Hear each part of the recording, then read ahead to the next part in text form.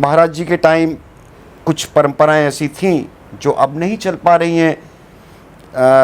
संख्या बढ़ गई, समाज बदल गया, समाज के आर्थिक मूल्य बदल गए, तो क्यों कोई परिस्थितियाँ ऐसी हो रही होंगी जो महाराज जी ने जो है आश्रम को समेटना, सबको भगाना, सबको विदा करना, सबको जाना, और जो दैनिक प्रसाद बर्तन था उसको भी जो उन्होंने कम कर दिया, धीरे धीरे फिर बंद कर दिया।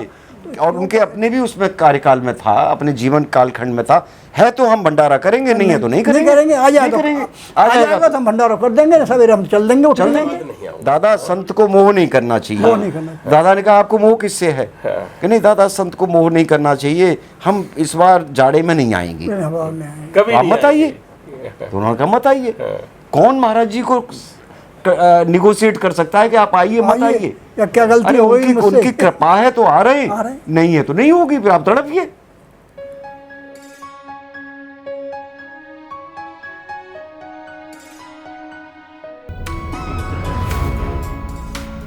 तो नमस्कार, आप देख रहे हैं धर्मेश पत्रिका का यूट्यूब चैनल दस्तक मीडिया। मैं विनोद शुक्ला आपको सुनाता हूं बाबा नीम करोड़ी की अद्भुत गाथाएं। अद्भुत गाथाओं की श्रृंखला में कुछ ऐसे प्रश्न आते हैं मन में जिनका हमें उत्तर कहीं नहीं मिलता है, और प्रश्न होते हैं, और आपके भी प्रश्न जब हमारे पास आते हैं तो मैं भी कोशिश करता हूं कि आपको उन प्रश्नों के उत्तर दिलवाएं।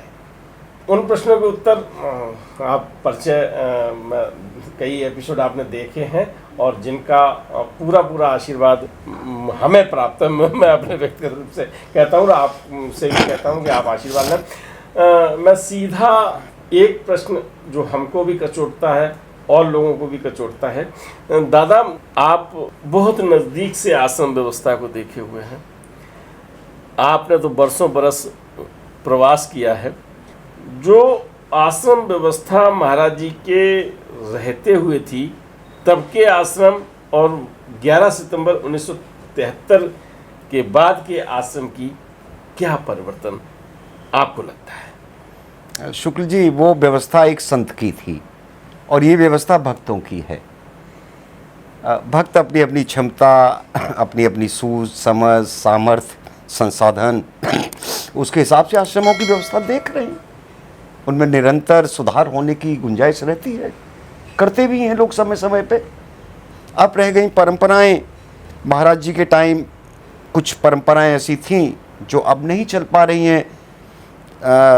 संख्या बढ़ गई, समाज बदल गया, समाज के आर्थिक मूल्य बदल गए, तो वो थोड़ी कठिनाई होती है। वो व्यवस्थापक सब महाराज जी के चयनित हैं, उनके कृपा पात्र हैं, चला रहे हैं अपनी अपनी व्यवस्था, उसमें सुधार करते रहेंगे। वो दूसरी बात है, महाराज जी अपने आश्रम, अपने जो स्थान बनाए थे, तो वो ये कहा करते थे, विशेषकर हमारे पिताजी से कहा था, पंडित इन आश्रमों को मैं इसलिए बना रहा हूँ कि यहाँ पर लोग घर से, गृहस्थियों से परेशान हो जाएंगे, चिंचो जाएंगे, तो इन आश्रमों में आके रहेंगे, ठहरेंगे। तो वो घर में जो क्ले, जो घर से विरक्त वो होती है, वो यहाँ दूर हो जाएगी। दूसरा है कि आश्रम परंपरा हमारे यहाँ से पहले से रही है। ये आश्रम इसलिए होते थे कि तीसरी अवस्था में, जो वानप्रस्थ कहते थे या संन्यास आश्रम कहते थे, उनमें वहाँ जाते थे। तो महाराज जी का उद्देश्य ये था इनको चलाने का। अब थोड़ा सा रूप परिवर्तन जो है उसका, उसको उससे हट के हो गया है। महाराज जी की विचारधारा से हट के आश्रमों में व्यवस्था हो गई है और चलाया जा रहा है। महाराज जी को स्वरूप को नहीं रखा। अब विचार ये भी आ गया है कि आप बहुत वृद्ध हो, अपने घर में रहो, क्यों आश्रम की भीड़ में आ रहे हो? युवा लोगों का ये विचार होता है कि आप अपने घर में रहो आराम से। समय बदल रहा है, देश काल परिस्थितियां बदल रही हैं, मानक बदल रहे हैं जीवन के। एक युग में एसी की आवश्यकता नहीं थी, आज आवश्यकता है।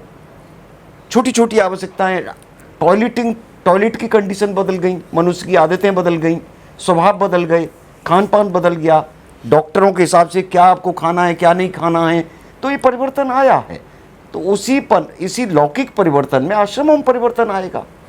लेकिन अब आप ये सोचिए साहब, उस पीढ़ी के लोग जो महाराज जी के अमृत पान किए हुए हैं, कुछ सालों बाद ये पीढ़ी नहीं रहेगी जी।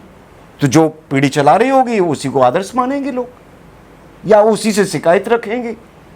नॉर्म तो खत्म हो चुकी। महाराज जी के टाइम तो ये था, सबसे आवश्यकता प्रसाद मतलब पेट भर के भोजन जी। अब आप कहिए साहब, वो युग भी ऐसा था 67-68 में बड़ा अकाल था, अन्न नहीं था, तो महाराज जी एक सामाजिक समस्या को अपने आश्रमों के माध्यम से सॉल्व कर रही थी। आए, बढ़िया रुचिकर प्रसाद मिलता था भरपेट लोगों को। अब परिस्थितियां बदल रही हैं, आर्थिक परिस्थितियां बदल रही हैं, क्षमता बदल रही है मनुष्यों की, सेवादार ढूंढना मुश्किल काम है अब।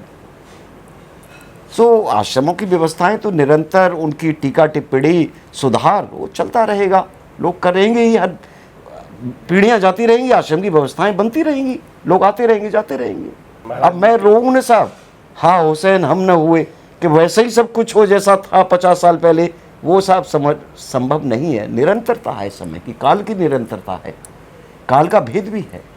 अच्छा, ये तो हमारे सामने अब काल आया, ठीक है, ये समय का चक्र अब चला, परिस्थितियां अब हुई। महाराज जी ने जाने से पहले आप वहाँ जब थे तो तब तक सारी कथाओं में ये बातें आई हैं कि महाराज जी के यहाँ पहुँचे और महाराज जी ने आलू पूरी प्रसाद में दिया। वो उन्होंने अपने ही समय में जाते जाते क्यों बंद करा दिया था? क्योंकि उनको मालूम थी कि मुझे अपना परिवर्तन करना है, अपने स्वरूप का परिवर्तन करना है जी। और परिस्थितियाँ वहाँ क्या महाराज जी ने वहाँ पैदा हो रही थी जो महाराज जी को ये सब करना पड़ा। क्यों, कोई परिस्थितियाँ ऐसी हो रही होंगी जो महाराज जी ने जो है आश्रम को समेटना, सबको भगाना, सबको विदा करना, सबको जाना, और जो दैनिक प्रसाद बर्तन था उसको भी जो उन्होंने कम कर दिया, धीरे धीरे फिर बंद कर दिया। तो क्यों पर ऐसी परिस्थितियाँ हो रही थी। और एक दिन केंद्रीय जो जेल का कारागार है, यहाँ से तो चलो, ये पत्थर का है, ये सब कारागार है, चले आए वहाँ तो छोड़ के। तो फिर उनको पीछे वाला संभालता कौन, कारागार है वो तो। महाराज जी को ये समझ में आ गया था कि जो हमने आश्रम बनाए हैं, हाँ। जो हमने व्यवस्थाएं दी हैं, हाँ। जो सामाजिक सेवा, जैसे आपने बताया कि अन्नदान दे रहे हैं, खा रहे हैं, उन सबको जो कर रहे थे वो आगे ये लोग उन मर्यादाओं के साथ नहीं कर पाएंगे। वो तो कर पाएंगे, वो नहीं कर, उन्हें मालूम थी नहीं हो पाएगा। वो ये कह रहे हैं कि परिवर्तन वही हो गया। लचीलापन दिया ना महाराज जी ने। हाँ। आप उसको लचीलेपन के ढंग से देखिए, और उनके अपने भी उसमें कार्यकाल में था, अपने जीवन कालखंड में था। है तो हम भंडारा करेंगे, नहीं है तो नहीं करेंगे। आ जाएगा आ जाएगा तो हम भंडारा कर देंगे, सवेरे हम चल देंगे, चल देंगे। बहुत बड़ी बात है। हाँ। और सच में आप सबके आशीर्वाद से, महाराज जी की कृपा से, सभी देवी देवता हम तो समझते हैं उसमें लगे हुए हैं। अन्नदान की जो मुहिम चल रही है उसमें भी केवल एक ही बात है, लोग पूछते हैं, हमसे भी कभी कभी पूछते हैं कि कब तक चलेगा, कब तक चलेगा।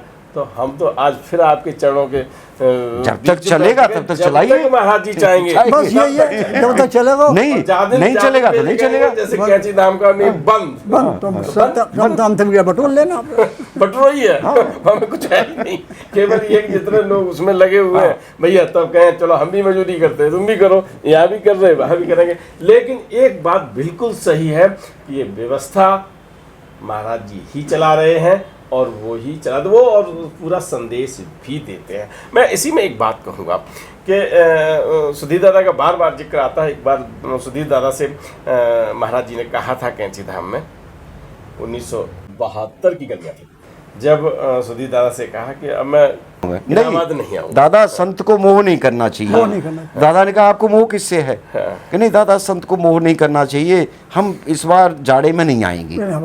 कभी आप मत आइए, तो उन्होंने कहा मत आइए। कौन महाराज जी को निगोशिएट कर सकता है कि आप आइए मत आइए? या क्या गलती अरे हो गई मुझसे? उनकी कृपा है तो आ रहे हैं, नहीं है तो नहीं होगी, फिर आप तड़पिए। प्रोफेसर सुधीर मुखर्जी की बेबाकी, हृदय की निश्चलता, महाराज जी के प्रति समर्पण, कोई प्रश्न नहीं। उनकी अब की बार से तुम्हारे यहाँ कभी नहीं आएंगे, है ना। और कभी नहीं का शब्द भी लगाने के बाद महाराज दादा ने कह दिया मत आइएगा। और उन्होंने कहा कि संत को मोह नहीं होना चाहिए, तो बोले आपको किसी से मोह नहीं है, ये भी कह दिया। वो किसी मोह में बंधे हैं क्या? दादा की इस प्रसंग के साथ, क्योंकि चर्चा जब होती है तो वास्तव में कभी आप देखेंगे बहुत गौर से तो भावभंगिमा में दर्द छलकता है। भावभंगिमा एक तरह से कहें बॉडी लैंग्वेज बताती है किन्हीं परिस्थितियों में, किन्हीं बदलावों पर कितना दर्द छिपा है। हम केवल एक बात कहेंगे, आप कुछ करें न करें, महाराज जी के जो सच्चे भक्त महाराज जी के सानिध्य पाए भक्त, उनको आप दर्द न दें। केवल इतना काम कर लें कि वो अपने आप में आपको महाराज जी की मर्यादाओं को पालित करते हुए देखें, उससे खुशी होगी। तो चलते हैं आज और आपसे लेते हैं विदा। राम राम।